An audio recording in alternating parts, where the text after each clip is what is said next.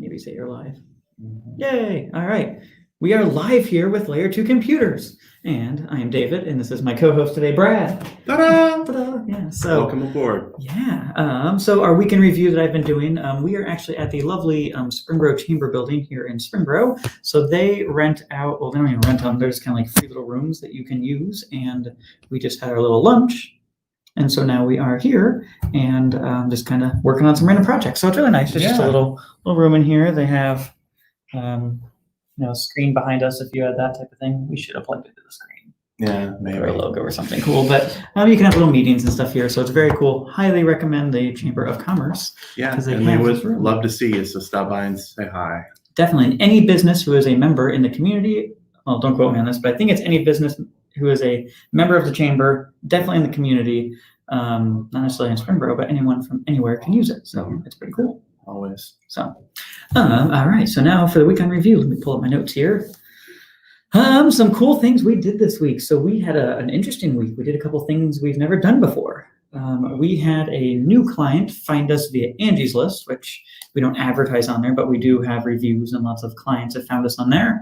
And she lives in South Carolina? Yes. Yes, South Carolina. South Carolina. And she originally sent a message through our new website, which was really cool, saying, hey, I'm having this trouble with my computer. I want to upgrade it. What can I do? So we kind of went through our normal process. If you haven't looked at the new website, by the way, take a look. Definitely. It's beautiful.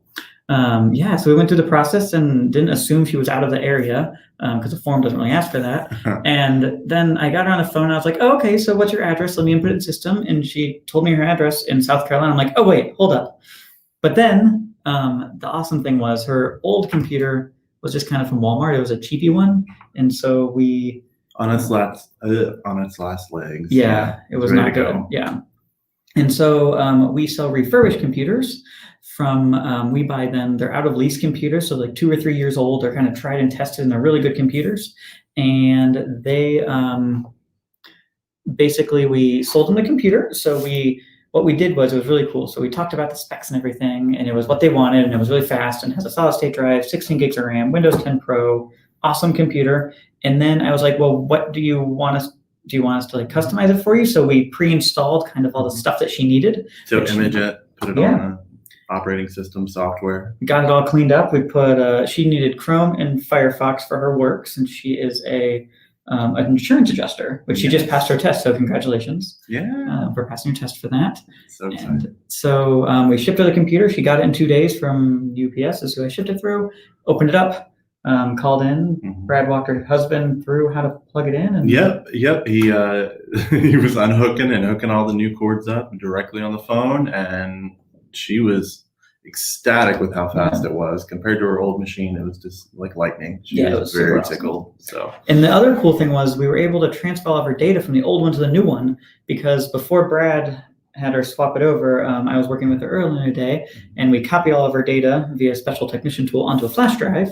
And then basically when she set the new computer up, plugged the flash drive in, and then we just pulled it all off, and it put everything, bookmarks, favorites, documents, files, pictures, anything on her computer, except for the programs. Right. Those have to be reinstalled. Yeah, software has to be reinstalled because you can't just reconstruct the registry that easily. Yeah, that would be cool.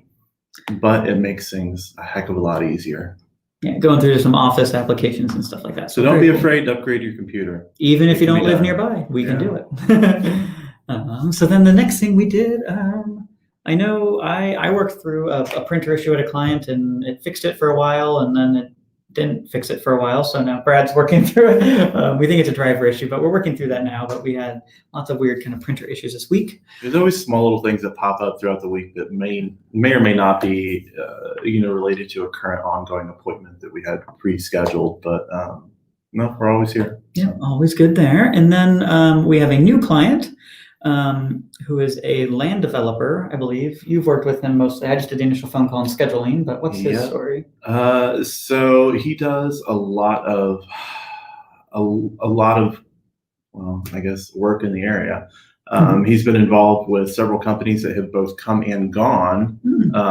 And basically he needed a brand new laptop, and we're working on getting a plethora of old software transferred over. If I remember correctly, he had the old laptop already, or the new laptop. Yes, already. he did. He had he had purchased it previously. Like a year ago. Yes, Yeah. and unfortunately something was up with it, but I had to wind up re-imaging Windows back onto it. So I got that set up for him and migrated all of his user data over, but now we're just to the process where we have to rebuild those, software packages back on there for him so he can work efficiently. But overall, the process is coming along. It's been a project, but yeah, the new computers can be hard to work through, especially if you're not too familiar. And my word of advice is always, always, always know your passwords. Yes. Have them written down somewhere. That makes everyone's life easier. So if that's the one thing you can take away from this video is write down your passwords somewhere, either on an app like 1Password or like a password manager, or you can, just physically have them written down in a book, whatever you have. What password manager do you prefer? So I use 1Password for my personal stuff, and Okay. then then for the business we use Passportal, which we can resell to customers too, which is really cool. What do you use? What's your personal? Personally, I was a user of LastPass for many years, but on my mobile device, it kept giving me some problems. So I decided actually this year to switch over to Bitwarden, which is an open source I hear implementation. lots of good things. I want to test it. And I really like it because it has clients for everything, every mobile Nice. device, every operating system. So if you're on Linux, Windows, Mac OS, it's really great. So Nice. definitely Android, take iPhone, everything. everything. And I think you can even keep your data locally too, so it's not stored on the cloud, Yes. correct? Which is kind of cool. So that's always good for passwords. So Really cool. nice. Yeah. Love it. Yeah. All right. Let's see what else we got here. Oh, I went to a client. They're not actually my grandma and grandpa, but they used to. I kind of think of them as like a grandparents. But they live across the street from our old house where we used to live, and so Okay. I went over there and did some work on their Mac and just kind of cleaned them up. Nice. And in their case, I accepted payment in peaches. It is a season. It is Oh, a I had a peach season. client grace me with a big thing of sweet corn as a thank you, Oh, and that's it awesome. was delicious. That's awesome. If Yeah. you're watching, thank you. It was Yes. good. Yeah, I got 2 giant cans of peaches from Amish country, Ah, or jars, they're glass jars. And Finley, my 2.5-year-old, and I went through one of them for dinner one day. It was delicious. that's awesome. Yes, it was wonderful. So that was good. And then I think you did some data transfers from old new computer of some kind. You did one of those this week, I think. Yeah, actually, I did a couple. Yeah, we've done a lot of new computers But, lately. Yeah, so mostly that's uneventful, but Yeah. Uneventful it takes good when time. you're doing that. Yeah, it's a lot of time. It's Definitely. just the time involved with it. Yeah. Oh, what did you do on that laptop? That's not in our notes, but the laptop that was brought to us, the Oh, it was touchpad was funky, and then the yeah. So SSD upgrade. we had a touchpad which was misaligned from a previous repair by someone else. So I had to deconstruct that and realign it, but now it's working again. And Yeah. really, it was just an SSD migration. Older laptops, typically we say 6 to 8 years for laptops, Yeah. depending on how hard you are on the physical, computer self. But if it's still in good condition and the specs are nice, you can get another I mean, 3 to 5, 6, 7 years. Yeah. just by upgrading to an SSD. I mean, it's a nice way to get more longevity out of older hardware. Yeah. And So that's pretty exciting. Yeah. we do those at least once a week. A couple of those a week. Yeah. Yeah. Typically, it's anywhere from I would say 2 to 5. And really, it's the Yeah. best bang for your buck. I mean, a fast processor and good RAM is nice, Yeah. but I mean, if you don't have an SSD, you're missing out. So. Massively, and pretty much, I'm gonna say. And actually, I think most manufacturers now are kind of doing those by default. for the most Unless part, I you saw could something about Apple. They're actually going to Yeah. be shipping their systems with SSDs. all now. SSDs now. Most of theirs were. I think a lot of the ones like the home products are the ones you buy at like Best Buy or Walmart or something. Those are going to have the old style drives, which we'd want to replace. But any business computers typically will always have an SSD in them now for the most part. So, Mhm. and if you don't have one, reach out. We got you covered. And really, the difference is a solid state, so it means it has 0 moving parts. The older style hard drives have moving parts, kind of spins like a CD or a record, if you remember those.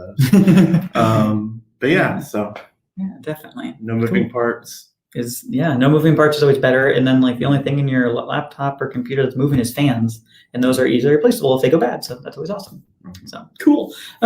So then, the next one. So Brad worked with a client this week, working through a credit card scam of some kind, and Mhm. Well, the initial call was a suspected hack. They thought somebody gotten into their computer, and when I did our initial scans, I didn't find any malware on the system. And then kind of learning more about the issue kind of led back to their main email account. So if you're using the same password on your primary email as you're using on other websites, for example, to say that website for whatever reason gets broken into, which is very, very common. Then Third-party your websites, information, you know, so then they can go around and try to get into different email accounts, different websites. So that's why you never want to use that same password, because if it's compromised on one website, they can then try that password on another. Mhm. And if they do get into your email, the main thing you want to do is always change that password first and foremost. You want to check the filters to make sure that nothing is being sent out to another third-party email account. And that's where they get sneaky. Those are hard to detect because there's no trace of it happening other than it's happening, and you just have to look at your rules. Right, Yeah. your filters and your rules for sorting emails. So Yeah. really, and unfortunately, you know, it happens every day So to common. a lot of people. And Yeah. the big thing is always use a secure password for your email. Make sure that unique- that is changed Yeah. first and foremost, then move on to changing the passwords for your banks, your other, you know, websites that you Yeah. frequent the most. And then just, you know, if you can, if you're going back to the password managers, try to implement one of those systems into your daily, you know, computing schedule. Highly recommended. Yeah, and the scary part, if someone gets into your main email account, they literally have access into everything because all of your other accounts typically will, you know, if it's logged in on a new device, like let's say someone logs in from Russia or China into your bank, well, your bank's going to most likely send your email a notification saying, hey, did you mean to allow this connection from wherever? And the hacker will then just say, yes, of course I did, because I'm in your email account. And then they Right. can do what they want or get into your credit cards or get into other accounts. And it's a really big And chain. then too, like two-factor authentication is great, but if you're going to be receiving that code to that email account and they're already in, then hey, they've got the code. So your two-factor is pretty much null and void on that other account. I saw a great video about two-factor authentication. We won't watch it, but I'm going to link to it and kind of give you the synopsis. But basically, there's 3 different ways you can identify anything, which was interesting. I didn't think of it this way. But it's something you know, so a password, or something you have, which is like a phone or something that gets a message, or what was the other one? I forget. Something, it was something you know, something you have, or something. Something you do? Yeah, I think. Don't quote me on this, but it's like something you have, which is like your finger or your face, so like Face ID or Touch ID, and then something you know, which is a password, and then something you get, which is like a text message or something like that. But there's a really cool video, and I'm just gonna pull it up here. It's by a guy named Tom Scott, and he does little IT-based videos, kind of. And I'm just going to. Let me find that video. Let me add this to the stream here. Whoop, Inception there. Why you should turn on, so Tom Scott on YouTube, and why you should turn on two-factor authentication. It's very, very interesting. And let me see if I can find that little part of the video of where he just shows the different things. Streaming doesn't work well when you're trying to watch YouTube and doing a video, but either way, I suggest I will put this video in the comments or somewhere so you guys can find it. Oh, that's not it. Come on, get on the right video, David. Right video, but it's the one about two-factor authentication, why you should turn on two-factor authentication. So it's a very, very good video. Highly recommend it. And I will link to that in there. So let me remove the inception of our host or stream there. So that's always really cool. And then what else? We had to rename our worry-free PC service that we sell to residential customers due to basically my new website, like the new website is too fancy. Well, it's not too fancy, but it's too awesome to where it's doing really good on Google and kind of searching and stuff like that. And so someone actually owns the copyright for the term worry-free PC. And so because my new website was maybe ranking higher than it was before. And so we had to change the name to Carefree PC. So same thing, same lovely service, same people behind it, just a new name. So if you see that name floating around on our website or on a invoice or bill or something, that we Just realize it's same service. Same service, same backup, same protection, same everything, same stuff there. So anything else? No. Got any big plans for the weekend? No big plans. You? No. No, nothing else. Get a rest. Yeah, get a rest and kind of show. Oh wait, we wanted to look at one more thing on the website. How could I forget? Oh my god. Did you forget about the backups? I did forget about the backup. So we on our new website here, which layer2computers.com, scroll down here and you can see all the different services we offer. And kind of the one we wanted to highlight today was business backups. So keeping your business data safe, whether that be data that lives on your computers or your cloud data that's on like OneDrive or Dropbox or in your email accounts and stuff like that. Kind of the rule of thumb there, it's the 3 backup rule, 3-2-1 backup rule. So 3 copies of your data. So that means the live data and then a local backup and a cloud backup. Yep. And then 2 locations. So local and cloud. And then what's the one stand for? Maybe it was missing that one. Oh, one that's off-site. Yeah. Okay, so then that would be the cloud backup. Yeah. So then if you ever have a catastrophic failure, your data is always available in at least one other place. building burned down, laptop stolen, all of these has happened to clients of ours in the past. No active recoveries, but just something to think about there. So we got your data backup coverage taken care of as necessary. So yeah, I think we're all good. Yeah. If you guys need anything, reach out to us. You know how to get to us, layer2computers.com, and we will go from there. Bye, guys. Thanks, guys. See ya. Maybe.